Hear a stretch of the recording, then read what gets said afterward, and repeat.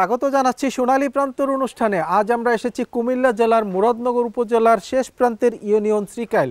তুলে ধরছি এই ইউনিয়নের ভূতাইল গ্রামের উপর তথ্যচিত্র। নৈসর্গিক সৌন্দর্যের লীলাভূমি বাংলাদেশ। বাংলাদেশের পূর্ব প্রান্তের সীমান্তবর্তী সমৃদ্ধ জেলা হচ্ছে কুমিল্লা।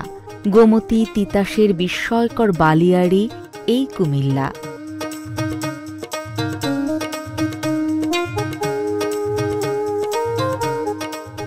নদী, দিঘি, খনিজ সম্পদ, বন, পাহাড়, মৃৎশিল্প, খদ্দর কাপড়, দুগ্ধজাত খাবার, রসমালাই, বৌদ্ধ বিহার, প্রত্নতাত্ত্বিক নিদর্শন, দ্বিতীয় বিশ্বযুদ্ধ স্মারক এবং সুপুরাতন শাসন রাজার ইতিহাসে সমৃদ্ধ কুমিল্লা। এই জেলার নামকরণের বিষয়ে নানা ধরনের তথ্য, চলতি কথা, কিংবদন্তি এবং প্রজন্ম পরম্পরার লোকগল্পের সন্ধান পাওয়া যায়। কুমিল্লার পূর্ব নাম ত্রিপুরা। ত্রিপুরা কিভাবে কুমিল্লা হল সে বিষয়ে নানা রূপ গাল গল্প এবং কিংবদন্তির প্রচলন রয়েছে।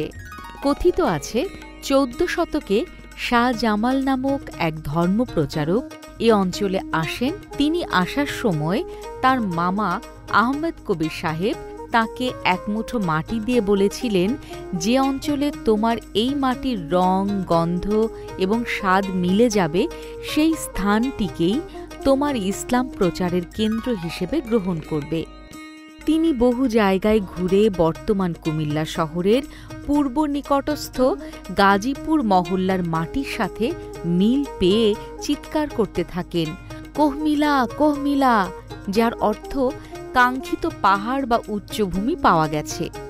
এই কোহমিলা থেকেই নাকি এলাকার নাম রাখা হয় কোহমিলা, আর কালক্রমে এই কোহমিলা পরিবর্তিত হয় কুমিল্লা নামে।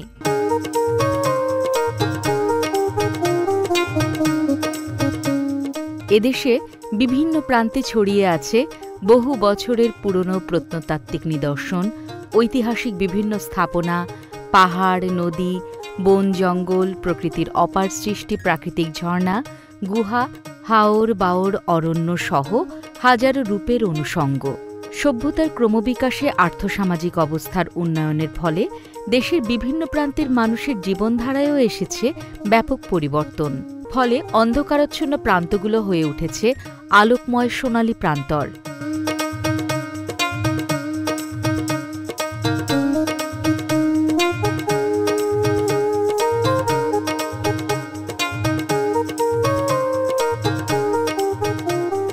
দর্শক, আমরা আছি মুরাদনগর উপজেলার শ্রীকাইল ইউনিয়নের সবচেয়ে বড় যে ঈদগাহ, সেই ঈদগাহ মাঠে।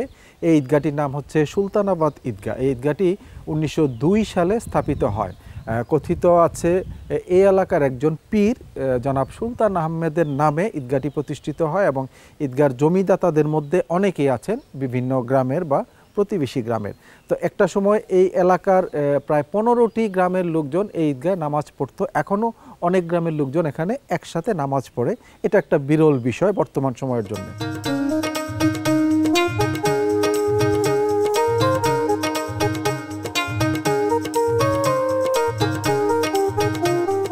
দর্শক, আমরা আছি সুলতানাবাদ ঈদগাহ মাঠে। এই যে আপনাদের ঈদগাহ 1902 সালে স্থাপিত হয়েছে সুলতানাবাদ ঈদগাহ। এখানে প্রায় 15টি গ্রামের লোকজন নামাজ পড়ে। এখনও বর্তমান সময়ে আমরা যতটাই ভাগাভাগিতে যাই, কিন্তু এখানে তার চেয়ে বেশি দৃষ্টিতে এসেছে যে অনেকগুলো গ্রামের লোকজন একসাথে নামাজ পড়ে। এটা আপনি কীভাবে দেখেন? এই খালের ওই পাশে হচ্ছে ব্রাহ্মণবাড়িয়া, এই পাশে হচ্ছে আমরা কুমিল্লা। কিন্তু এই ঈদগাহ অনুযায়ী ঈদগাহ পারপাসে আমরা টোটালটা একটা সমাজবদ্ধভাবে বসবাস করি। আমি ছোটোবেলা থেকে দেখছি, যখন বাবার সাথে আসতাম তখন থেকে দেখছি এই গ্রামে এই খালের ওই পাশ থেকে যে বলদেবাড়ি, বাউচাল, সাতমোড়া, তারপর ইসাপুরা, অনেক বিভিন্ন গ্রামের লোকজন এইখানে নামাজ পড়তো। অর্থাৎ শুধু এই একটা ঈদগাহকে কেন্দ্র করে আমরা যদিও জেলা ভিন্ন, কিন্তু আমরা একটা সমাজবদ্ধভাবে আমরা বসবাস করার একটা সুযোগ ছিল শুধু ঈদগাহটা পারপাসে। সেইখান থেকে অনেক গ্রাম এইখান থেকে আসে। আমাদের এদিকেরও প্রায় বোতাল, সাগদা, শ্রীকালের একটা অংশ, চারিপাড়ার একটা অংশ, শালদরে পুরো গ্রাম, তারপরে ওইদিকে আর বিভিন্ন গ্রামের, মানে এই পর্যন্ত অত্র এলাকায় সবচেয়ে বেশি সংখ্যক গ্রামের উপস্থিতিতে কিন্তু আমরা এই জমাতটা পড়ি।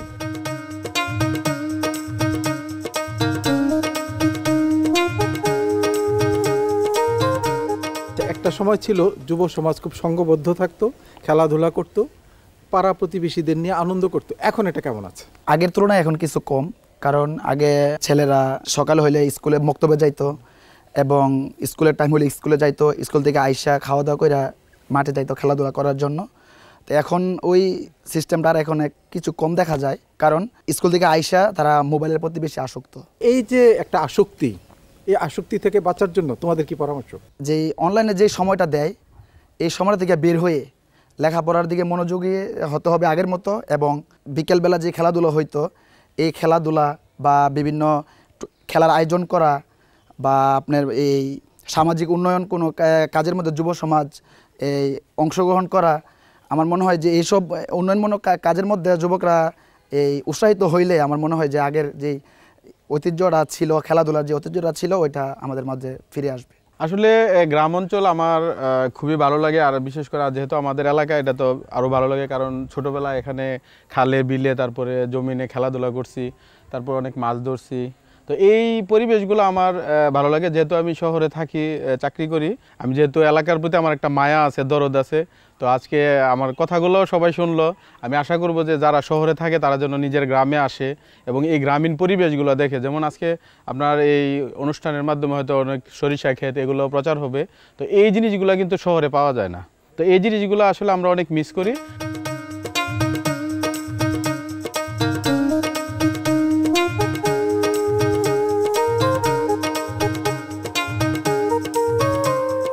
দর্শক, আমরা আছি কুমিল্লা জেলার মুরাদনগর উপজেলার শ্রীকাইল ইউনিয়নের প্রত্যন্ত এলাকার একটি গ্রাম ভূতাইল গ্রামে।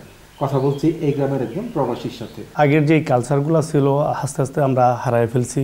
বেশিরভাগই মানুষ প্রবাসে চলে যাচ্ছে। প্রবাসীদের বিশেষ করে তাদের অবদান এই ডেভেলপটা প্রত্যেকটা গ্রামে এখন, প্রত্যেকটা পাড়াতেই এখন বিল্ডিং হইতেছে এই প্রবাসীদের কারণে। প্রায় পরিবারের লোকজন এখন প্রবাসী। জি জি জি, হয়তো আগে ছিল একটা পাড়ার মধ্যে ছিল একজন দুইজন, আর এখন একটা পাড়ার একটা মহল্লার মধ্যেই আছে 10 জন 20 জন। একটা ঘরে, বিশেষ করে আমরা ঘরে 4 জন আছি প্রবাসী। তো অটোমেটিকলি এখন ডেভেলপ হচ্ছে এই প্রবাসীদের কারণে, খুব দ্রুত।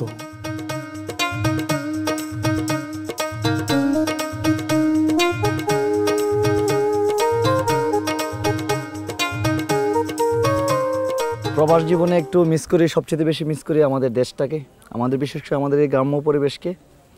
যখনই আমাদের ছোটো ভাই ব্রাদাররা যখন নাকি কিছু সিনারি দৃশ্য নিয়ে এসে ভিডিও ধারণ করে, এগুলো যখন নাকি দেখি, তখন আসলে নিজের অঞ্চলটাকে অনেকটা মিস করি। তখন কি মনে হয় যে যখন আপনি আপনার গ্রামের দৃশ্য ক্যামেরায় দেখেন? ফেসবুকে মাঝে মধ্যে কিছু প্রশ্ন পাই যে আপনি যদি জীবনে কোনো সুযোগ পান তাহলে কোন দেশে সেটেল হইতে চান, ঠিক আছে?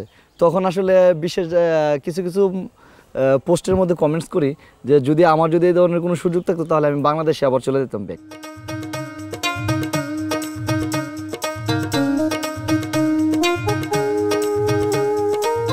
দর্শক, আমরা যেখানটা দাঁড়িয়ে আছি, আপনারা আমার পেছনে দেখতে পাচ্ছেন একটি খাল বা নদীর মতো, এটাকে বলা হয় ওদের খাল।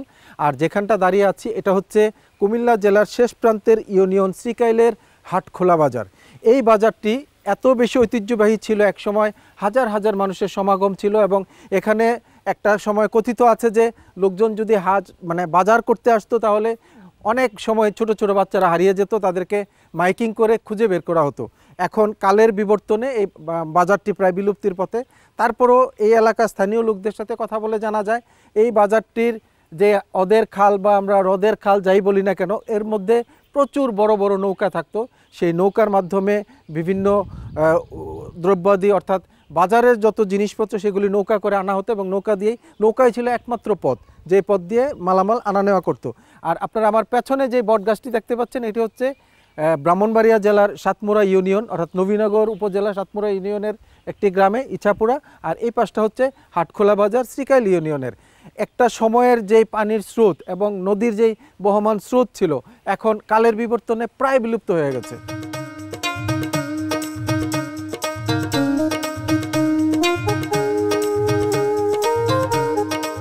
দর্শক, আমরা আছি কুমিল্লা জেলার মুরাদনগর উপজেলার শেষ প্রান্তে অর্থাৎ হাটখোলা বাজারে, যা ঐতিহ্যবাহী বাজার হিসেবে পরিচিত। কথা বলছি স্থানীয় একজন যুবকের সাথে। কি নাম আপনার?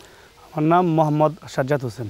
আপনি তো ছোটবেলায় এই খালে গোসল করেছেন, মাছ ধরেছেন, এই বাজারে বাজার করেছেন, আপনার ছোটবেলার গল্পটা একটু শুনতে চাই। এটা তো আমাদের গ্রাম, প্রাচীনকাল থেকে এই বাজারটা জমে। তো সবচেয়ে মজার ব্যাপার হয়েছে, একবার বাজার করতে আসছিলাম, আমি হারাই গেছিলাম।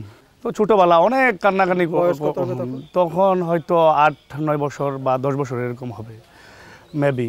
তো ওই সময় হারাই গেছিলাম। তারপর আমাদের মসজিদের মাইকিং কইরা 1 ঘন্টা 2 ঘন্টা পরে তারপর বিচারা বাক করছে। তারপর যখন আমার বছর 15-20 এরকম হবে, তখন এই দেখেন হাল আছে না, এটারে অদ বলে, ওইখানে অনেক মানে ছোটো থাকতে খালি গায়ে আইসা মাছ ধরছি।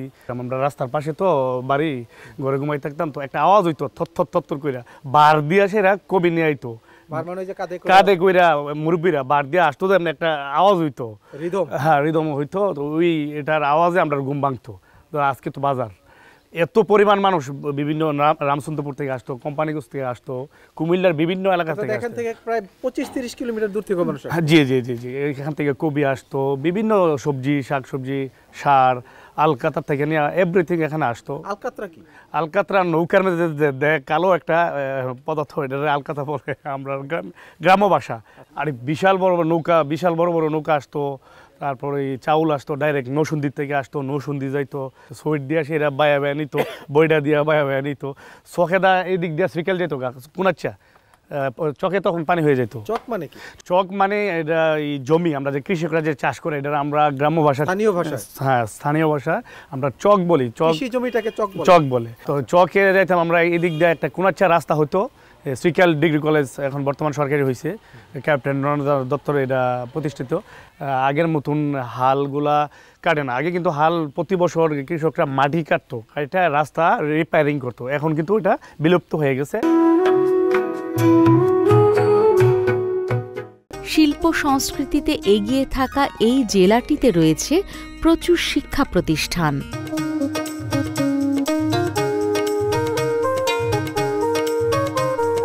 এই বিদ্যালয়ের শিক্ষার্থীরা লেখাপড়ার পাশাপাশি তাদের সহশিক্ষা কার্যক্রম ও সাংস্কৃতিক কর্মকাণ্ডে এগিয়ে রয়েছেন।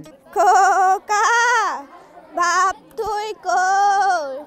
খোকা, আপনারা কেউ আমার খোকারে দেখছেন নি?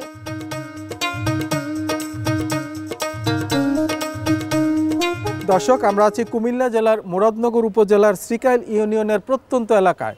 এই এলাকাটি শিক্ষা সংস্কৃতিতে সমৃদ্ধ, সাথে সাথে তাদের সাংস্কৃতিক কর্মকাণ্ড আমাদেরকে মুগ্ধ করেছে।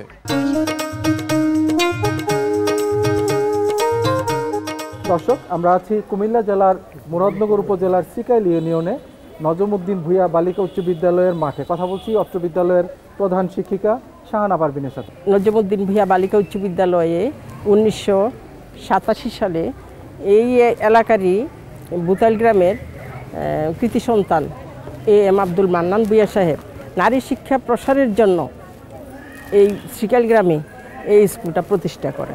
আসলে এই লেখাপড়ার পাশাপাশি আমার স্কুলের সাংস্কৃতিক, ক্রীড়া বা গার্লস গাইডিং এগুলি মোটামুটি উন্নতির দিকে, বা এগুলি আমরা চলাচল চালিয়ে আসছি। হ্যাঁ, সক্রিয়ভাবে ছাত্রীরাও অংশগ্রহণ করে।